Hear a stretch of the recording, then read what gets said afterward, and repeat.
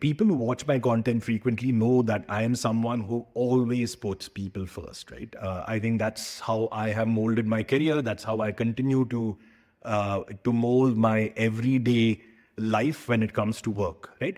Now, I recently came across a very interesting post that spoke about how founders often lose their first senior hire, and it honestly hit home. Right? I've seen this play out over and over again in my 2 decades of experience, right?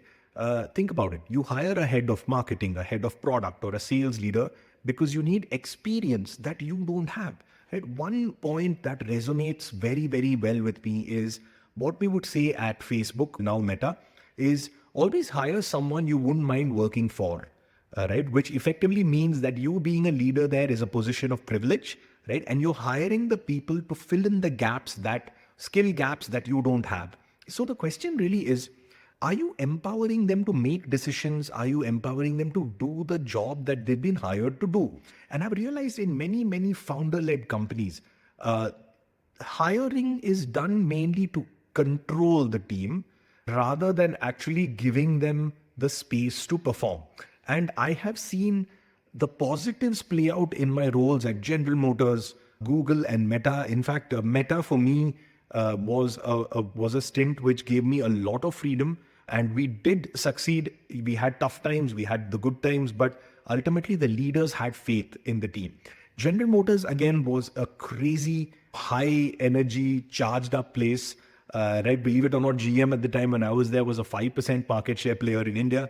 Right, but at the same time, we had managers who empowered us. Not everything was cross questioned. And I think when I worked in a few other companies, I learned the hard way that micromanagement really, really kills the business. It kills creativity.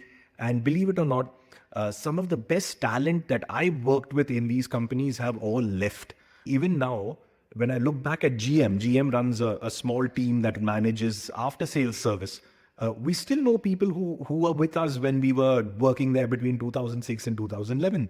A company I worked for until recently has had a literal complete purging of the team, right? And that's not good because the managers were always trying to micromanage, not empower.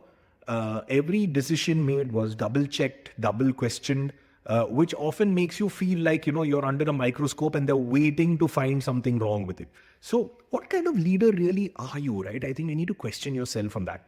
Are you someone who allows your team to thrive, puts trust at the center of every transaction, and are you giving them the right tools to help them succeed? Course correction is a very big part of being a leader, but trust the team first, give them the space to succeed, right? And that will effectively make sure you deliver what you're supposed to deliver as a team, right?